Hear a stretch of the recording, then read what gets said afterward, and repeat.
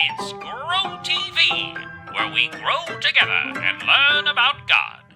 Hey friends, and welcome to Grow TV. I'm Stacy and I'm about to bake some bread. Baking bread is not easy. There are a lot of mistakes you can make. So I want to share with you 3 things that are always true about bread making. When making bread, you should always check the weather. Seems strange, right? But in the winter months when it's drier outside, you actually need more water to keep the bread moist. When it's warmer out and more humid, you need less water. So, making bread, always check the weather. 2, when making bread, you need flour. Not that kind of flour, this kind of flour. When dealing with the flour for bread, you should always spoon in the flour instead of dipping the measuring cup. Fill the cup to the top, then use the flat edge to level it off. 3, always bake your bread in a well preheated oven and always ensure the oven's temperature, or else your bread could get burned. And so could you. In fact, don't go anywhere near the oven without asking the right grown-ups for help. What's up, Stacy? Nothing much, just going over some things that are always true about bread making. Oh, saying something is always true is kind of a big deal. Can't say that about much. Well, you can say that about bread. Oh, and you could say it about God. What do you mean? There are things that are always true about God. Like, God helps me find what I need. Oh, and God hears my voice. And God guides me when I'm scared. Also, God comforts me. But I feel like we're missing a really important true thing about God. I know, right? It's probably the most obvious one, too. Can you think of a Bible story that might help us maybe? Oh, yes, of course. Let's see. In 2 Kings chapter 2, there's one final story about Elijah. Elijah was a prophet who received and shared special messages from God with others, right? Right, and God had a special plan for Elijah. God was going to take Elijah up to heaven. Whoa, say what? Like beam him up style? Well, you'll see. But before this would happen, God chose someone else to take Elijah's place. His name was Elisha. Elijah and Elisha. Got it.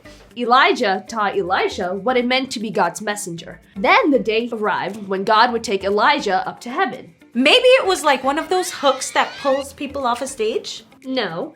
So before he left, Elijah told Elisha to stay in one place. But Elisha did not want to leave Elijah, so they traveled together. When they got to the Jordan River, Elijah rolled up his coat and hit the water with it. God split the water and they walked across the river on dry ground. Not the first time in the Bible that has happened. No, it wasn't. Once they got to the other side, Elisha asked Elijah for something big. In 2 Kings 2:9, it says, when they had crossed, Elijah said to Elisha, "Tell me, what can I do for you before I am taken from you?" "Let me inherit a double portion of your spirit," Elisha replied. Yeah, I don't really know what that means, but sounds serious. It meant he wanted twice as much of the power and blessings that God gave Elijah. Elijah said, "If you see me get taken to heaven by God, then you will get what you asked for." Beam him up with the laser light show time.